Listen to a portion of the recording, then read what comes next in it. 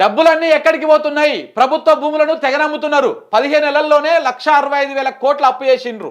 ఆనాడు తప్పన్నారు, ఇప్పుడు అదే పని చేస్తున్నారు. కాంగ్రెస్ పాలన అప్పు చేసి చిప్పకూడు అన్నట్టే ఉన్నది.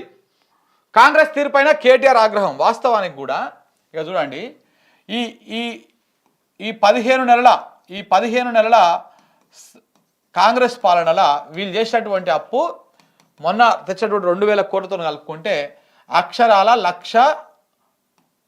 1,65,000 కోట్ల అప్పు. ఇంత తెచ్చిరు అప్పు. 1,65,000 కోట్ల అప్పు తెచ్చిరు ఇప్పటిదాకా. మరి ఏం చేసిరు ఈ పశులన్నీ? ఇదే కాకుండా ఈ 15 నెలలు ఒకసారి క్యాలిక్యులేటర్ ఓపెన్ చేయరు బాబు. 15 నెలలు, ఈ 15 నెలల్లో రేవంత్ రెడ్డి గారు ఏం చెప్పిర్రు? ఒక్కొక్క నెలకి ఆయన ఏం చెప్పిర్రు? 18,000 కోట్ల ఆదాయం వస్తుంది రాష్ట్రానికి అన్నాడు. 18,000 కోట్లు అన్న కాడ మనం 10,000 కోట్లే వేసుకుందాం. దీనమ్మ సర్దార్ పక్కన పెడితే 10,000 కోట్లే వేసుకుందాం. మీ మీ మీ పరిపాలన వచ్చిన తర్వాత మొత్తము ఆగమాగం అయింది కాబట్టి ఎంత అవుతుంది 15 నెలలకి? ఇవి 1,50,000 కోట్లు అంతేనారా? 1,50,000 కోట్లు. ఓకే, ఇవి అప్పులు వచ్చినాయి 1,65,000 కోట్లు. ఇది ఆదాయం రూపంలో వచ్చినాయి తక్కువ నేను యావరేజ్గా ఇష్టం. ఎంత లేదన్నా 15,000 కోట్లు వస్తుంది. 18,000 కోట్లు అని ఆయన చెప్పిండు. 15,000 కోట్లు వస్తుంది ఆదాయం. అందులో కూడా మనం తీసేసి ఓన్లీ 10,000 కోట్లే వేసినాం. వేస్తే 1,50,000 కోట్ల ఆదాయం వచ్చింది. ఇప్పుడు ఈ లెక్క ప్రకారం చూసుకున్నా కానీ ఎంత అయిందా? 3,15,000 కోట్ల రూపాయలు ఏమని జేబులోకి పోయినాయి సార్? ఓ రైతు బంధు చేయకపోతేవి, ఓ రుణమాఫీ చేయకపోతే చక్కగా, ముసలిలో పింఛన్లు 4,000 ఇవ్వకపోతేవి, ఇంటింటికి అదేదో ఇస్తాంటివి కదా. ప్రతి మహిళకు, ప్రతి ఇంట్లో ఎంతమంది మహిళలు ఉంటే అంతమందికి, అత్త ఉంటే అత్తకి, కోడలు ఉంటే కోడలికి, ఎన్ని కోడలు ఉంటే అన్ని కోడళ్ళకి అందరికీ నెలకి 2,500 రూపాయలు ఇస్తామని చెప్తివి, అది ఇవ్వకపోతేవి. పిల్లలకు స్కూటీలు ఇస్తామంటివి, అది ఇవ్వకపోతేవి. ఏకపోతేవి.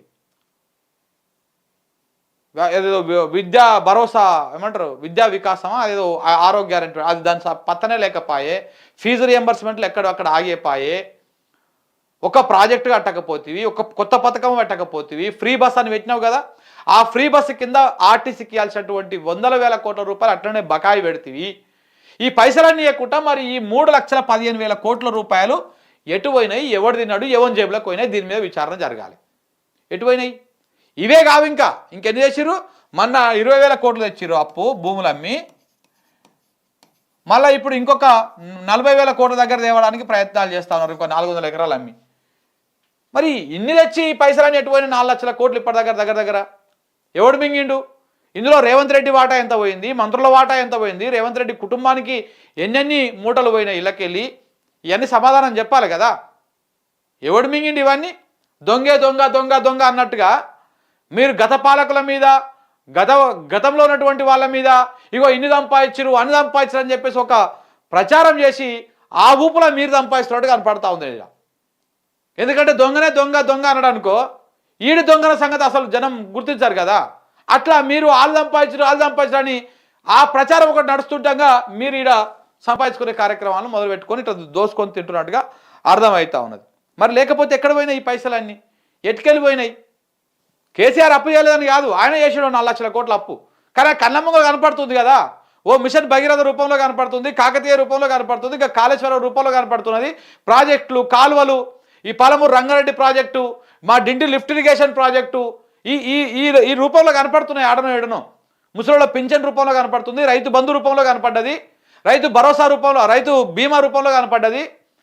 ఇట్లా రకరకాలుగా కనపడ్డది కదా. ఎన్నో కొంచెం కుదరన్నా మరి మీదేది కనపడుతుంది? తెచ్చిన పశలన్నీ ఎక్కడ పోతా ఉన్నాయి? దీని మీద చర్చ పెట్టుకోవాలి కదా, మాట్లాడాలి కదా.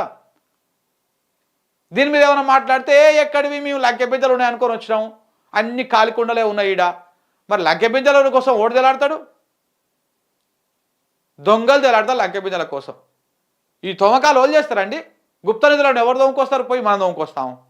దొంగలు రాత్రిపూట చీకటి పూట దయ్యాలు కొట్టాక పోయి, దయ్యాలు కొట్టే రాత్రిలో పోయి ఆ గూటలల్లో కోటలలోకి పోయి గుంతలు దొమ్మి లంకెపింజల కోసం ఎంకులాడతారు. దొంగలు చేస్తారు. మరి రేవంత్ రెడ్డి గారు ఏమన్నా దొంగనా? ఆయన ముఖ్యమంత్రి కదా మనకు. మరి గట్టట మాట్లాడిండు, గట్టట మాట్లాడుతున్నారు.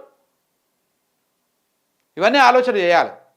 వీళ్ళు తెచ్చిన అప్పు, చేసిన కథ, ఏం చేసిరు, ఎక్కడ పోయినా ఈ పైసలు అనేది కూడా ఆలోచన చేయాలి. ఒకసారి దీని మీద చర్చ కూడా పెట్టాలి. తెలంగాణ ప్రజలు కూడా ఆలోచించి ఒకసారి 10 మందితో డిస్కషన్ చేయాలి. ఏమవుతుందిరా, ఎటు పోతున్నాయి పైసలు అని. మనం ప్రతి దాంట్లో మనం పాల ప్యాకెట్ కొంటే పన్ను కడుతున్నాం, పెన్ను కొంటే పన్ను కడుతున్నాం, డీజిల్ కొట్టించుకుంటే పన్ను కడుతున్నాం, పెట్రోల్ కొట్టించుకుంటే పన్ను కడుతున్నాం, కరెంటు బిల్లు మీద ట్యాక్సులు కడుతున్నాం, కరెంటు బిల్లే కాదు మళ్ళీ అడిషనల్గా ఛార్జీలు కడుతున్నాం, పన్నులు ఇంటి పన్ను కడుతున్నాం, ఆస్తి పన్నులు కడుతున్నాం, ట్యాక్సులు పే చేస్తున్నాం, రోడ్డు మీద పోతే ట్యాక్సు, బయట వాటర్ బాటిల్ కొనుక్కుంటే ట్యాక్స్, అన్నీ మనం ప్రతిదీ ట్యాక్స్ కడతా ఉన్నాం ప్రభుత్వానికి. ఎందుకు కడతా ఉన్నాం ట్యాక్స్? ఎందుకు కడతా ఉన్నాం అంటే ఈ పైసలని ఈ రాష్ట్రంలో పేద ప్రజల కోసం, వాళ్ళ సంక్షేమం కోసం, ఈ రాష్ట్ర అభివృద్ధి కోసం ఉపయోగించండి అని చెప్పేసి మనం పన్నులు కడతా ఉన్నాం, మనం ట్యాక్సులు కడతా ఉన్నాం.